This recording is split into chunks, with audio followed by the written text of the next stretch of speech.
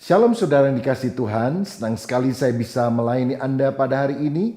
Dan hari ini saya akan menyampaikan firman dengan judul Karakter Penentu Keberhasilan. Mari kita akan baca firman Tuhan dari 2 Samuel 23 ayat 20 sampai 22. Demikian bunyinya. Selanjutnya Benaya bin Yoyada, anak seorang yang gagah perkasa, yang besar jasanya, yang berasal dari Kabzeel.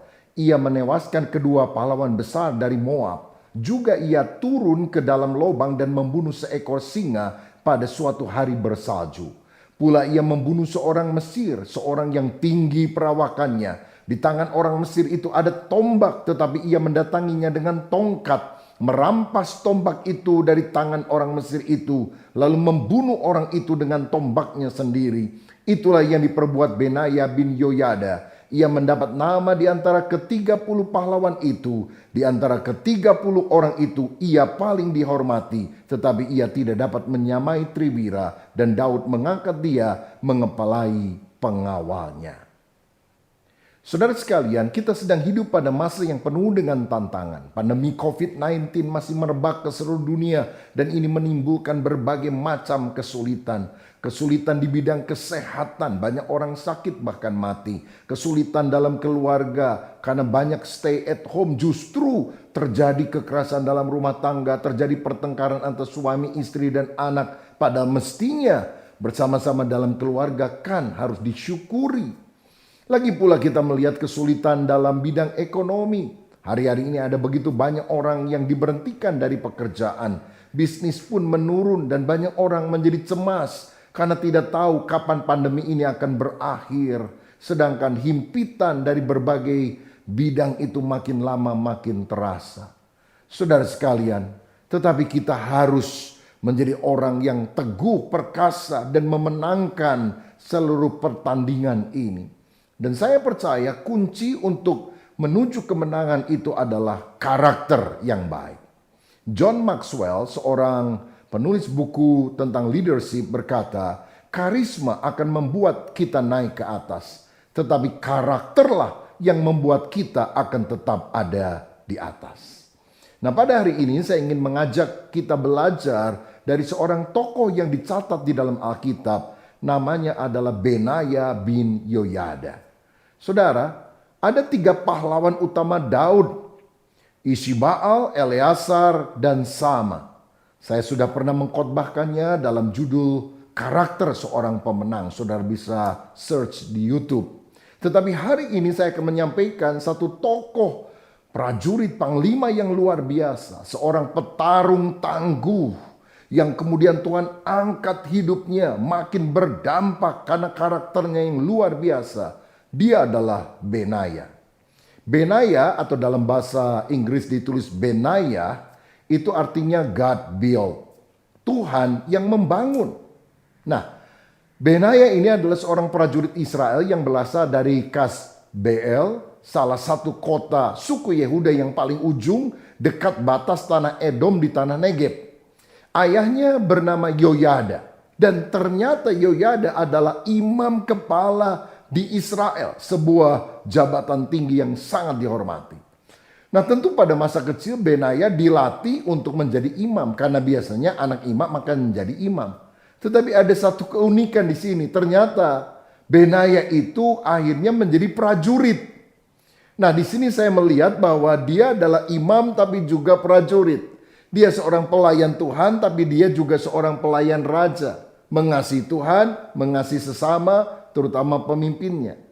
Dan saya memperhatikan profesi apapun, baik itu rohaniwan ataupun bisnismen atau apa saja, kita bisa lakukan asal itu membawa kemuliaan bagi nama Tuhan dan menjadi berkat bagi orang-orang yang ada di sekitar kita. Nah, lagi pula kita harus ingat, kita ini memang imamnya Allah. 1 Petrus 2 ayat 9 berkata, tetapi kamulah bangsa yang terpilih, imamat yang rajani. Saudara, bahkan dalam 2 Timotius 2 ayat 3 dikatakan, ikutlah menderita sebagai seorang prajurit yang baik dari Kristus Yesus. Berarti keunikan Benaya sebagai imam sekaligus prajurit ada dalam hidup kita, anak Tuhan, orang percaya. Karena kita imamnya Tuhan tapi juga prajurit Kristus yang baik. Kita harus jadi Kopassus, komando pasukan Yesus. Haleluya. Nah, saudara, saya ingin mengajak saudara melihat beberapa prestasi Benaya di masa pemerintahan Raja Daud. Yang pertama, dia mengalahkan 2 pahlawan besar, 2 pahlawan hebat dari Moab. Yang kedua, dia membunuh singa dalam lubang pada waktu hari bersalju. Luar biasa. Yang ketiga, dia menghadapi orang Mesir yang tinggi besar bagi raksasa. Dengan tombaknya, Benaya hanya datang membawa tongkat. Tetapi ketika pergulatan itu terjadi, Benaya bisa merampas lembing dari tangan orang Mesir ini yang tinggi besar. Dan kemudian dengan tombak itu orang Mesir itu dibunuhnya. Saudara, sehingga dia menjadi orang yang dipercaya, terpandang. Kemudian Benaya diangkat menjadi kepala pasukan Kreti dan Pleti di bawah Yoab, panglima atau menteri pertahanan Israel di bawah Daud pada waktu itu. Saudara, ini adalah pasukan asing yang bergabung dengan Israel. Mereka diduga Kreti itu dari pulau Kreta dan Pleti itu dari Peleti atau Filistin. Rupanya ada juga orang Kreta dan orang Filistin yang menjadi pendukung Israel. Begitu saudara. Dan saya mau katakan ini sebuah tugas yang sangat sulit. Mendidik, memimpin orang asing yang ternyata ada sebagian besar orang asing itu adalah musuhnya Israel. Dan tugas yang luar biasa ini diberikan oleh Yoab kepada Benaya untuk mengatasinya. Bahkan dalam 1 Tawarikh 27 ayat yang ke-6, dia diangkat menjadi kepala pasukan 30 orang yang tugas khususnya adalah menjaga Raja Daud. Jadi kalau boleh dibilang dia kepala Paspampresnya, pasukan pengamanan presidennya dalam kerajaan Israel pada waktu itu. Ya, cuma dulu kan bukan presiden, raja. Ya, kalau boleh tepat dikatakan dia adalah bodyguard pribadinya Daud. Kenapa Benaya yang dipilih? Karena dia dapat dipercaya. Sebab menjadi orang yang selalu mendampingi raja kemanapun dia berada. Itu bisa menjadi sesuatu yang membahayakan raja kalau dia tidak setia. Karena dia bisa menikam raja dari belakang. Tapi Benaya dipercaya karena dia adalah seorang yang sungguh-sungguh loyal. Nah, sekarang saya ingin mengajak untuk kita bersama melihat hal apa saja yang membuat Benaya berhasil. Dan ini juga merupakan cermin bagi kita. Bagaimana kita bisa menjadi orang yang sungguh-sungguh berhasil dalam karir, dalam pekerjaan, dalam pelayanan, dalam kehidupan keluarga, dan dalam bidang apa saja. Karakter apa yang kita perlukan untuk menopang keberhasilan itu. Saya melihat ada 4 K di sini. Yang pertama adalah keberanian. Ayat 20 berkata bahwa dia turun ke dalam lubang dan membunuh seekor singa pada suatu hari bersalju. Saudara, kalau boleh saya katakan, dia ketemu musuh buruk di tempat yang buruk dalam kondisi atau hari buruk, tapi dia menang. Saya tidak tahu mengapa singa ini bisa ada di dalam lubang dan kenapa Benaya merasa perlu untuk membunuh singa ini. Mungkin saja singa ini diketahui suka menerkam ternak-ternak orang Israel, atau bahkan lebih daripada itu, dia suka menerkam orang sehingga mati. Sehingga ketika satu kali singa ini entah kenapa ada di dalam lubang, atau mungkin sudah bergulat dulu dengan Benaya dan kemudian singa itu masuk ke dalam lubang tersebut. Benaya melompat ke dalam lubang itu dan kemudian membunuh singa ini. Ini adalah sesuatu yang sangat bahaya, saudara, karena lubang itu kan sempit. Wah, dari badannya saja kan singa lebih besar dari manusia. Apalagi cakarnya itu mengerikan. Dan mungkin teman-temannya akan bilang, jangan, bahaya. Tapi dia berkata, aku harus mengalahkannya. Saudara, orang berani itu bukannya tidak pernah takut. Tapi dia tidak kalah terhadap rasa takut. Tapi dia mengalahkan rasa takut untuk meraih kemenangan. Saudara, beberapa waktu yang lalu ada sebuah iklan 30 detik yang mempromosikan penerbangan Emirates yang berpusat di Dubai, Uni Emirat Arab. Dan yang luar biasanya, yang menjadi bintang iklannya adalah seorang yang berpakaian pramugari dan kemudian naik di puncak bangunan tertinggi di dunia sampai hari ini, namanya Burj Al Khalifa, 828 meter. Wow, ini sebuah pengalaman yang sangat luar biasa. Dan saudara sekalian, ketika bintang iklan itu ada di atas, tentu dia merasa takut. Tapi dia harus memilih mengatasi rasa takut itu dan melakukan satu hal yang sangat spektakuler. Seorang penulis Amerika bernama Mark Twain pernah berkata, "Satu kali engkau akan menyesal, bukan karena apa yang kau lakukan, tapi karena apa yang tidak engkau lakukan." Saudara, kalau kita tidak melakukan apapun, kita akan menyesal karena banyak hal-hal yang hebat dan besar yang kita bisa raih kalau kita mulai bertindak dengan berani. Saya mau katakan, kebesaran, greatness tidak pernah didapatkan sebagai hadiah cuma-cuma yang diberikan kepada kita. Tetapi itu diraih melalui prestasi yang diperoleh dengan susah payah. Dan ingatlah hal penting ini, tantanganmu yang terbesar akan menjadi prestasimu yang terbesar. Kalau saudara menghadapi masalah kecil, ya prestasinya akan kecil.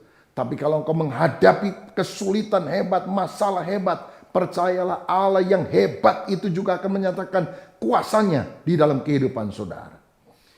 Prestasi daripada Benaya yang membuat dia akhirnya diangkat menjadi bodyguardnya Daud adalah dia membunuh singa di dalam lubang pada hari bersalju. Dia mengalahkan raksasa Mesir dengan tombaknya sendiri, tombak musuhnya itu.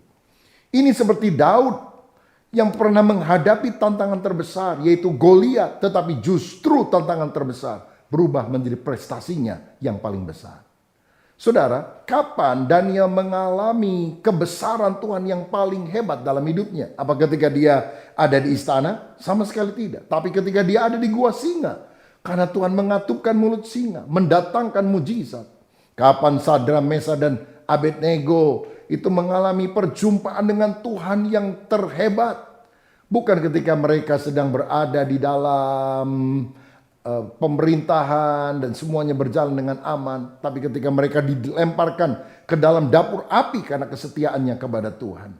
Saudara, kalau engkau ingin mengalami mujizat yang besar, hadapi tantangan yang besar dalam hidup ini dengan keberanian yang berasal dari Tuhan. Bahwa Tuhan tidak pernah meninggalkan kita. Dan Tuhan pasti akan memberikan kemenangan bagi setiap orang percaya. Haleluya.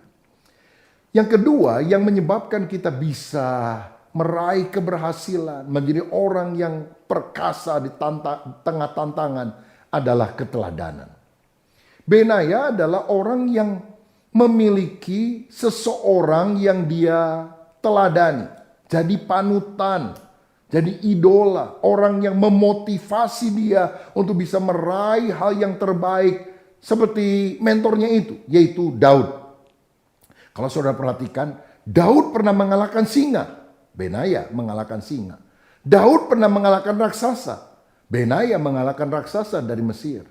Daud pernah mengalahkan raksasa yang bernama Goliat itu dengan senjata musuhnya itu sendiri, yaitu pedang. Sedangkan Benaya mengalahkan musuhnya dengan lembing yang juga dimiliki oleh raksasa Mesir itu.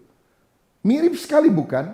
Saya percaya ini terjadi karena memang Benaya mengidolakan Daud. Dan dia ingin meraih perkara besar seperti idolanya tersebut. Seperti orang yang dia teladan.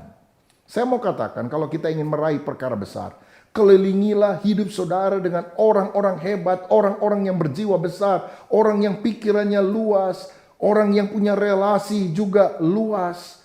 Karena kalau saudara dikelilingi oleh orang-orang yang kerdil, negatif, engkau akan jadi orang seperti itu.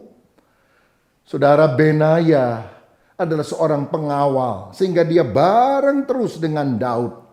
Dan Daud itu adalah seorang yang memang diurapi Tuhan luar biasa, mengubah banyak kehidupan.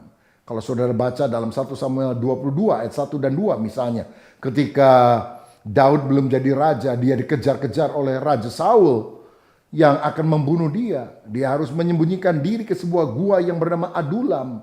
Dan di gua itu berhimpunlah bukan hanya keluarganya, tapi kemudian orang-orang yang ada dalam kesukaran, yang dikejar tukang piutang, orang yang sakit hati. Sampai jumlah yang kumpul sama dia ini 400 orang. Waduh, ini orang kalau boleh dibilang brengsek semuanya lah. Dan Daud menjadi pemimpinnya. Ternyata bergaul dengan Daud, 400 orang pecundang ini semuanya jadi pahlawan Daud. Luar biasa bukan? Saudara, kita juga harus memiliki lingkungan yang bisa mengubah kita ke arah yang positif. Bukan ke arah yang negatif, lebih jelek tentunya. Benaya punya figur teladan. Dia meniru, dia mengikuti, dia terinspirasi. Dan akhirnya dia memiliki sifat dan prestasi seperti Daud.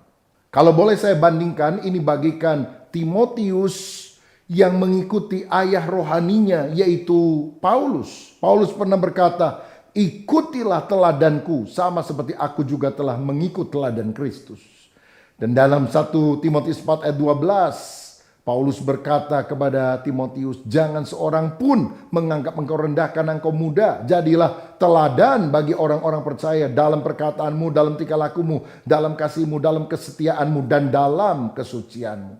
Saudara, saya dorong supaya engkau bergabung dalam lingkungan yang positif. Bergabunglah di dalam komunitas sel, di mana saudara punya pemimpin rohani atau kakak rohani atau mentor yang bisa membimbing kita. Dan teman-teman juga di dalam sharing dan berbagi kehidupan. Mereka menginspirasi kita supaya kita menjadi orang yang lebih mencintai Tuhan.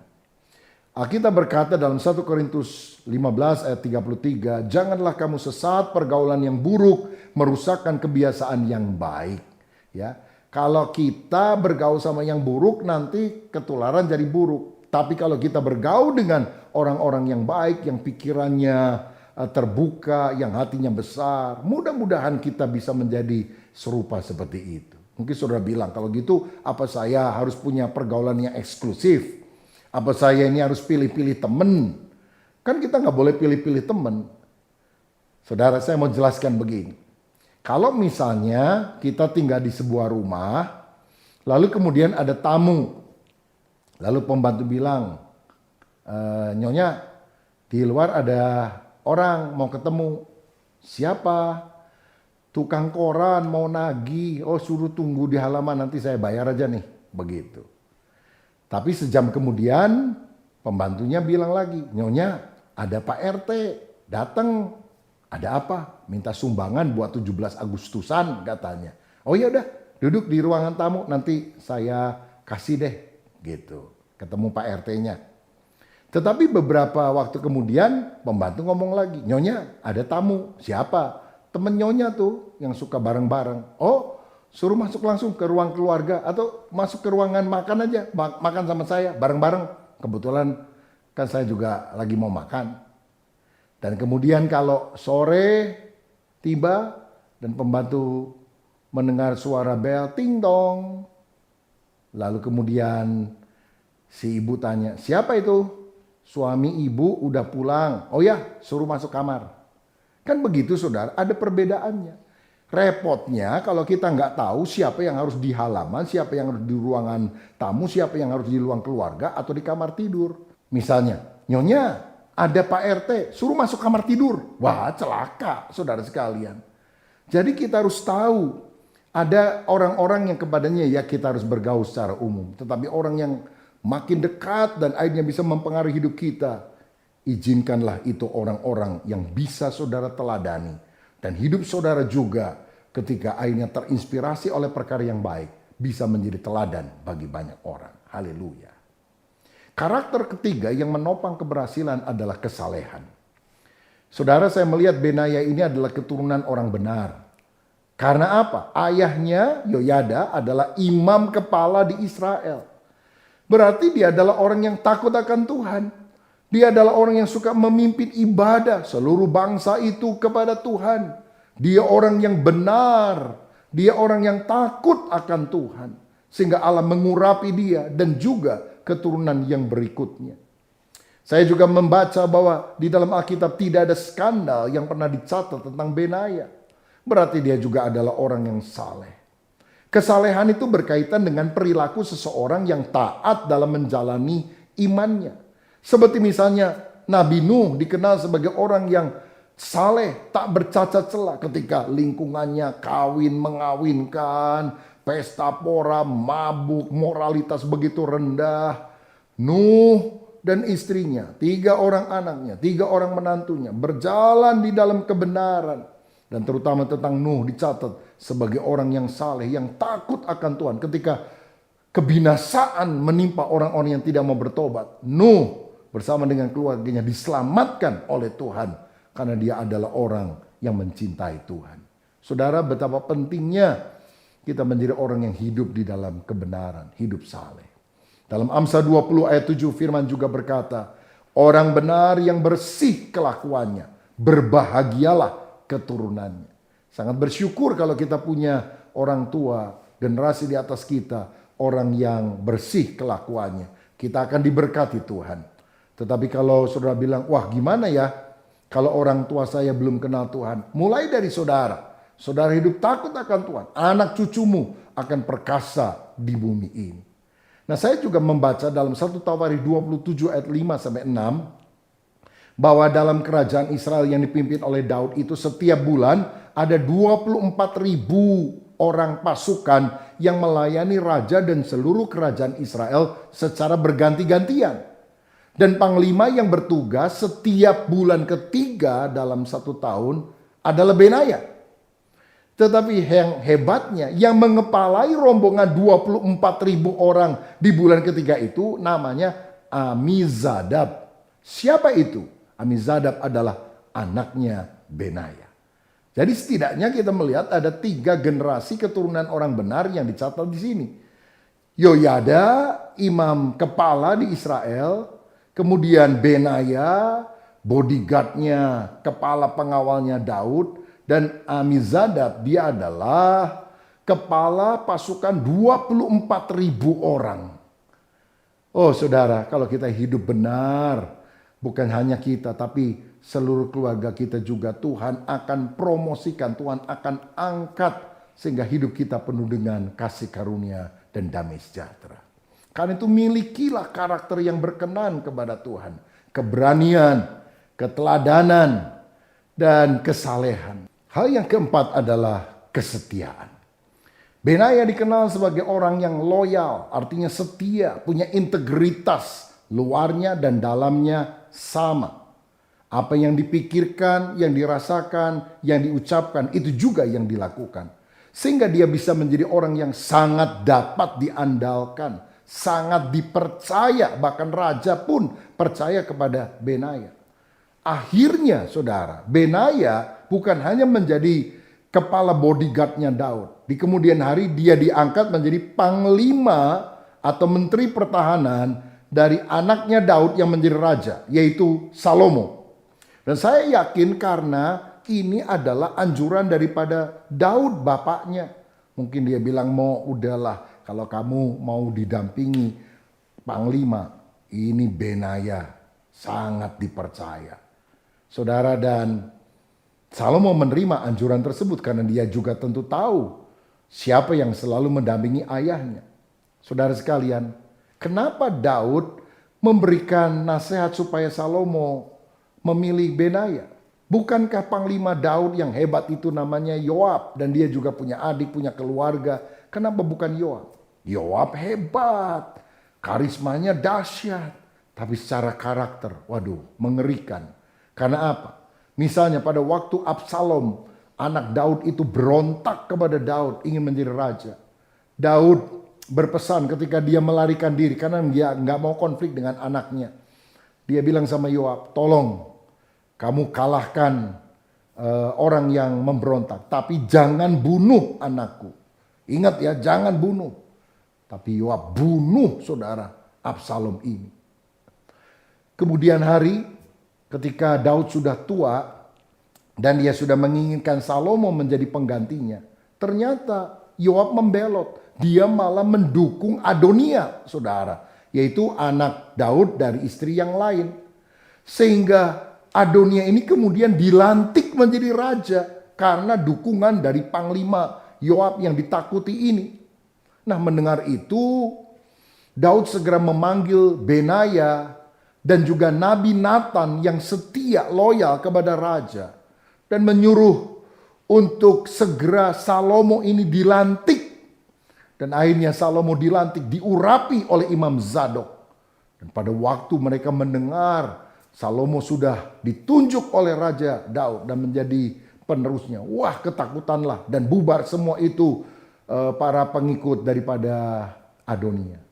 Saudara, Yoab adalah orang hebat tapi punya karakter tidak baik. Akibatnya apa? Ketika Daud sudah mati digantikan oleh Salomo, maka kemudian Salomo menghabisi semua orang yang tidak setia kepada raja. Yaitu Adonia yang memberontak, Yoab yang mensupport, dan juga Simei orang yang pernah mengutuki Daud. Bayangkan, orang yang hebat karunianya tapi tidak punya karakter ilahi seperti Yoab akhirnya mati dibunuh, saudara. Tapi orang yang hidup takut akan Tuhan, loyal, maka dia akan terus dipromosikan Tuhan. Amsal 20 ayat 6 berkata, banyak orang menyebut dirinya baik hati, tetapi orang yang setia siapakah yang menemukannya? Saudara, Tuhan mau kita setia dalam segala hal. Jadilah orang yang setia kepada Tuhan. Dalam susah maupun senang, jangan tinggalkan Tuhan, jangan tinggalkan ibadah. Tetap rajin bersekutu intim dengan Tuhan. Tuhan juga ingin agar kita setia kepada pasangan dan keluarga kita. Saya pernah membaca sebuah kisah ada seorang kakek yang buru-buru membawa bungkusan makanan dari sebuah kafe pada satu pagi dan tanpa sengaja karena dia buru-buru dia nabrak pegawai kafe itu.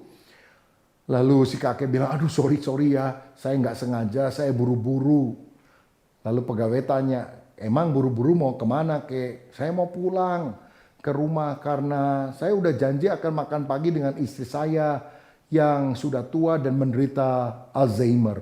Pegawainya bilang, sorry kek, kalau Alzheimer yang parah itu rasanya pikun ya, suka nggak ingat sama orang ya. Iya betul, istri saya juga seperti itu. Lah kalau gitu mengapa kakek buru-buru? Karena bilang sudah janji mau makan pagi, dia juga nggak ingat kan. Oh, dia bukan hanya nggak ingat janji makan pagi, dia juga nggak ingat saya itu siapa, kata si kakek. Tapi nggak masalah, karena saya selalu ingat siapa dia. Dia adalah istri saya. Wow, luar biasa sekali. Kakek yang setia kepada istrinya ini.